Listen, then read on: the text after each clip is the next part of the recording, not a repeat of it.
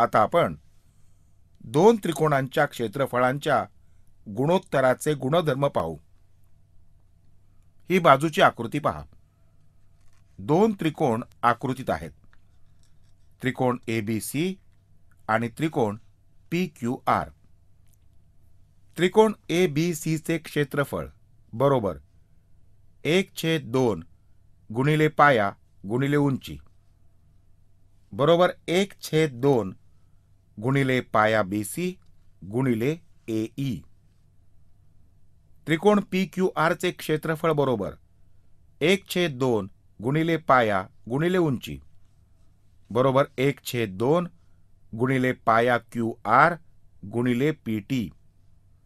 म्हणून त्रिकोण ABC चे क्षेत्रफळ छेद त्रिकोण PQR चे क्षेत्रफळ बरोबर 1/2 BC गुणिले AE छेद 1/2 गुणिले QR गुणिले PT बरोबर BC गुणिले AE छेद QR गुणिले PT. यावरून दोन त्रिकोणांच्या क्षेत्रफळांचे गुणोत्तर हे त्यांचा पाया आणि संगत उंची यांच्या गुणाकाराच्या गुणोत्तरा एवढे असते.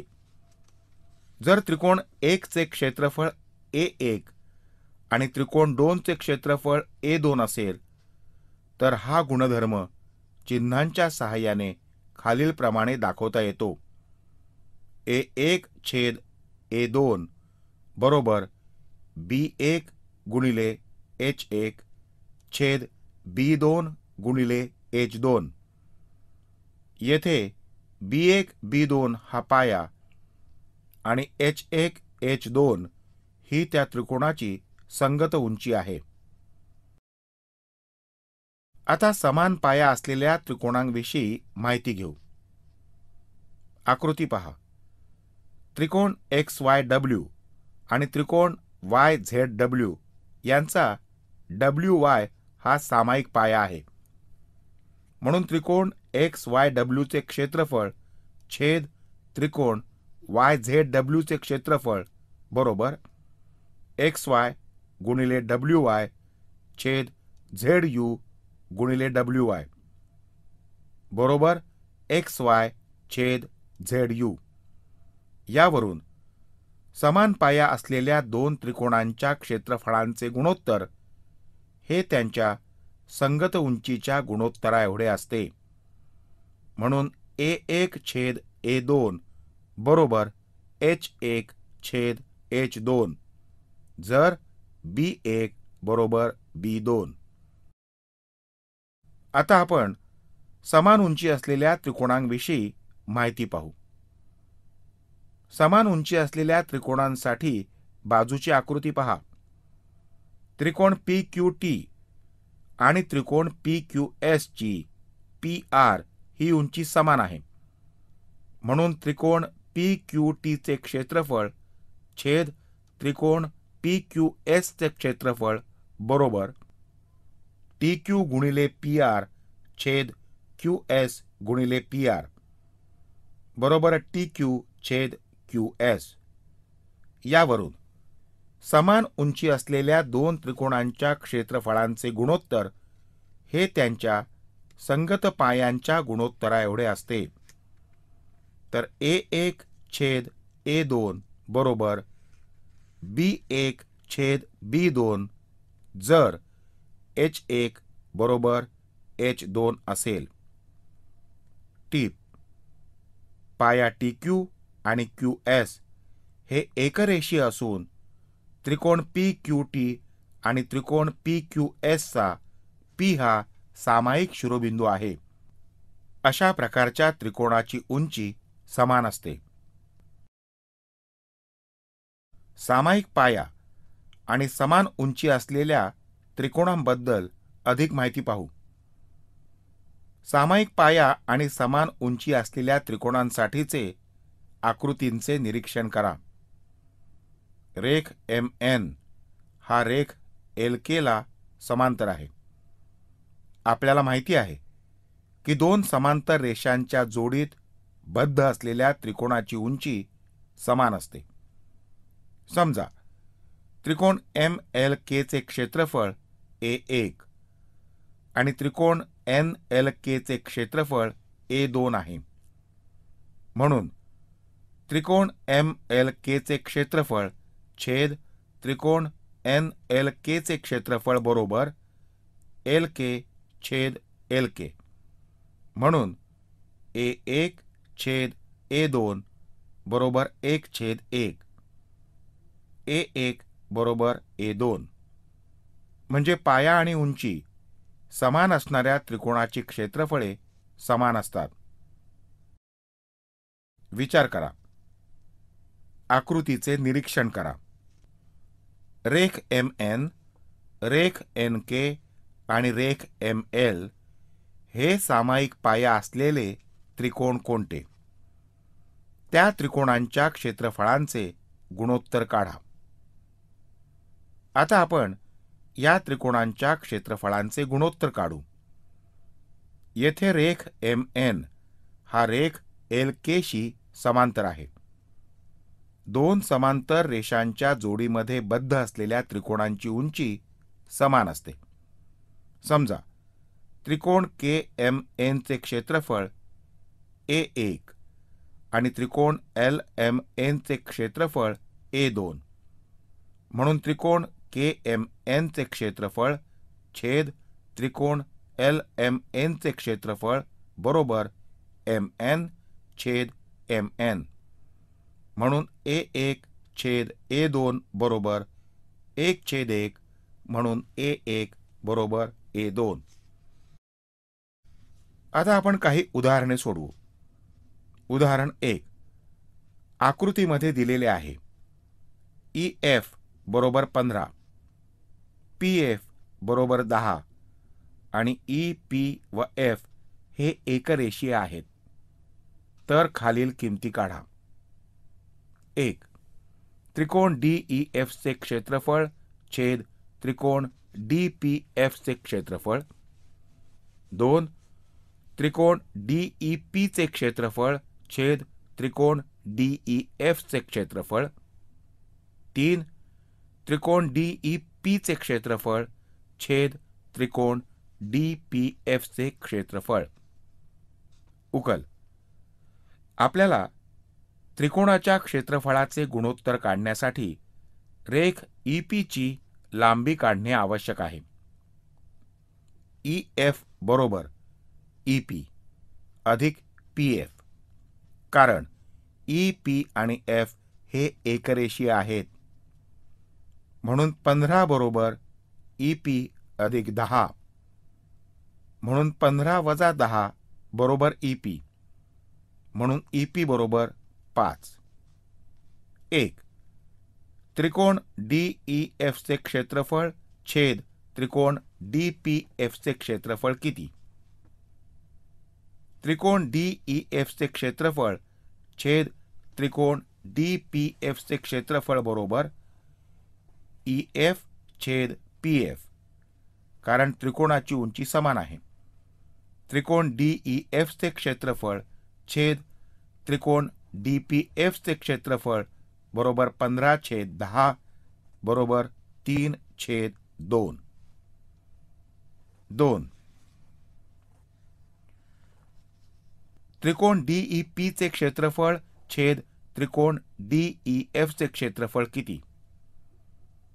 त्रिकोण DEP चे क्षेत्रफळ छेद त्रिकोण DEF चे क्षेत्रफळ बरोबर PE छेद EF. कारण त्रिकोणांची उंची समान आहे. बरोबर 5/15 बरोबर 1/3. 3. त्रिकोण DEP चे क्षेत्रफळ छेद त्रिकोण DPF चे क्षेत्रफळ बरोबर किती? त्रिकोण DEP चे क्षेत्रफळ छेद त्रिकोण DPF चे क्षेत्रफळ बरोबर PE छेद PF. कारण त्रिकोणाची उंची समान आहे. बरोबर 5/10 बरोबर 1/2. उदाहरण 2. समान उंचीच्या दोन त्रिकोणांच्या क्षेत्रफळांचे गुणोत्तर 3:2 आहे. मोठ्या त्रिकोणाचा पाया 18 सेंटीमीटर आहे. तर लहान त्रिकोणाचा संगत पाया काढा. उकल. समजा A1 आणि A2 ही अनुक्रमे मोठ्या आणि लहान त्रिकोणांची क्षेत्रफळे आहेत. म्हणून A1 छेद A2 बरोबर 3/2 दिलेले आहे. समजा B1 आणि B2 हे अनुक्रमे त्यांचे संगत पाया आहेत. म्हणून A1 छेद A2 बरोबर B1 छेद B2, कारण त्रिकोणांची उंची समान आहे. म्हणून 3/2 बरोबर 18/2. म्हणून B2 बरोबर 18 गुणिले 2/3. म्हणून B2 बरोबर 12. लहान त्रिकोणाचा पाया 12 सेंटीमीटर आहे. उदाहरण 3. समान क्षेत्रफळ असलेल्या त्रिकोणाची एक जोडी काढा. उकल. अशा प्रकारची अट पाळणाऱ्या अनेक आकृत्या काढता येतात. तशा प्रकारच्या काही जोड्या येथे दाखवल्या आहेत. आता आपण अभ्यास 1.1 मधील काही उदाहरणे सोडवू. प्रश्न 1. आकृतीमध्ये रेख SP लंब बाजू YK आणि रेख YT लंब रेख SK. जर SP बरोबर 6, YK बरोबर 13, YT बरोबर 5 आणि TK बरोबर 12, तर त्रिकोण SYK च्या क्षेत्रफळाचे त्रिकोण YTK च्या क्षेत्रफळाशी गुणोत्तर काढा. उकल. दोन त्रिकोणाच्या क्षेत्रफळांचे गुणोत्तर हे त्याच्या पाया व संगत उंची यांच्या गुणाकाराच्या गुणोत्तराएवढे असते. म्हणून त्रिकोण SYK चे क्षेत्रफळ छेद त्रिकोण YTK चे क्षेत्रफळ बरोबर YK गुणिले SP छेद TK गुणिले YT बरोबर 13 गुणिले 6 छेद 5 गुणिले 12 बरोबर 13/10. म्हणून त्रिकोण SYK च्या क्षेत्रफळाचे त्रिकोण YTK च्या क्षेत्रफळाशी गुणोत्तर 13/10 आहे.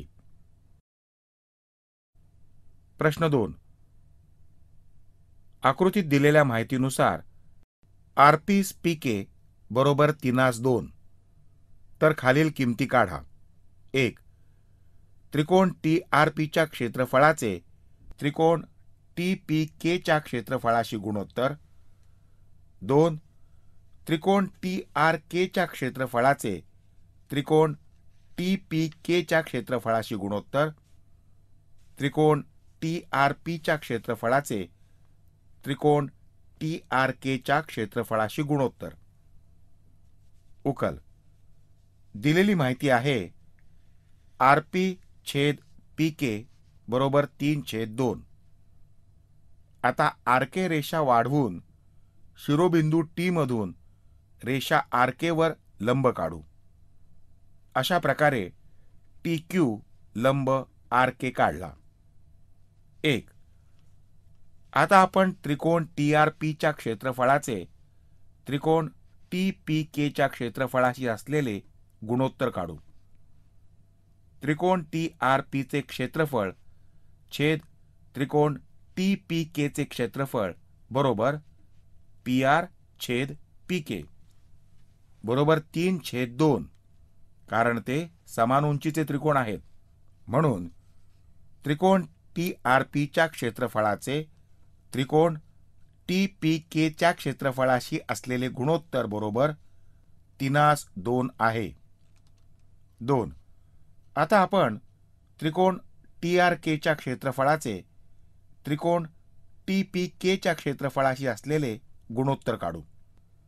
त्रिकोण TRK चे क्षेत्रफळ छेद त्रिकोण TPK चे क्षेत्रफळ बरोबर RK छेद PK बरोबर RP अधिक PK छेद PK, कारण R, P आणि K हे एकरेषीय आहेत. बरोबर 3 अधिक 2 छेद 2 बरोबर 5 छेद 2. अशा प्रकारे त्रिकोण TRKच्या क्षेत्रफळाचे त्रिकोण TPKच्या क्षेत्रफळाशी गुणोत्तर 5:2. 3. त्रिकोण TRPच्या क्षेत्रफळाचे त्रिकोण TRKच्या क्षेत्रफळाशी असलेले गुणोत्तर काढू. त्रिकोण TRPच्या क्षेत्रफळाचे त्रिकोण TRKच्या क्षेत्रफळाशी गुणोत्तर बरोबर RP छेद RK, कारण समान उंचीचे त्रिकोण आहेत, बरोबर RP छेद RP अधिक PK बरोबर 3 छेद 3 अधिक 2 बरोबर 3 छेद 5. म्हणून त्रिकोण TRPच्या क्षेत्रफळाचे त्रिकोण TRKच्या क्षेत्रफळाशी गुणोत्तर 3:5 आहे. प्रश्न 3. समान पायाच्या दोन त्रिकोणांच्या क्षेत्रफळांचे गुणोत्तर 6:5 आहे. मोठ्या त्रिकोणाची उंची 9 सेंटीमीटर असल्यास लहान त्रिकोणाची संगत उंची काढा. उकल. समजा A1 आणि A2 ही अनुक्रमे मोठ्या आणि लहान त्रिकोणांची क्षेत्रफळे आहेत. म्हणून A1 छेद A2 बरोबर 6/5 दिलेले आहे. समजा त्रिकोणाच्या संगत उंची H1 आणि H2 आहेत. म्हणून A1 छेद A2 बरोबर H1 छेद H2. म्हणून 6/5 बरोबर 9 छेद H2, कारण H1 बरोबर 9 दिलेले आहे. म्हणून H2 बरोबर 9 गुणिले 5 छेद 6. म्हणून H2 बरोबर 7.05. म्हणून लहान त्रिकोणाची संगत उंची 7.5 सेंटीमीटर. प्रश्न 4. आकृतीत रेख ST समांतर बाजू QR, तर खालील गुणोत्तर काढा. 1. त्रिकोण PSTच्या क्षेत्रफळाचे त्रिकोण QSTच्या क्षेत्रफळाशी गुणोत्तर. 2. त्रिकोण PSTच्या क्षेत्रफळाचे त्रिकोण RSTच्या क्षेत्रफळाशी गुणोत्तर. 3.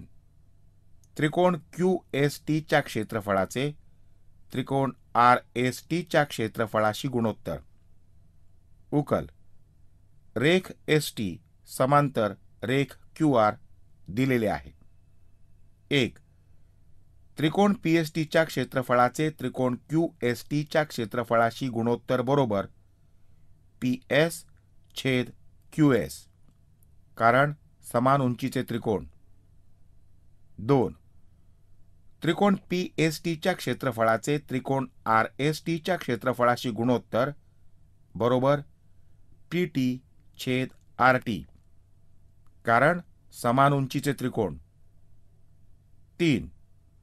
त्रिकोण QSTच्या क्षेत्रफळाचे त्रिकोण RSTच्या क्षेत्रफळाशी गुणोत्तर बरोबर ST छेद ST बरोबर 1 छेद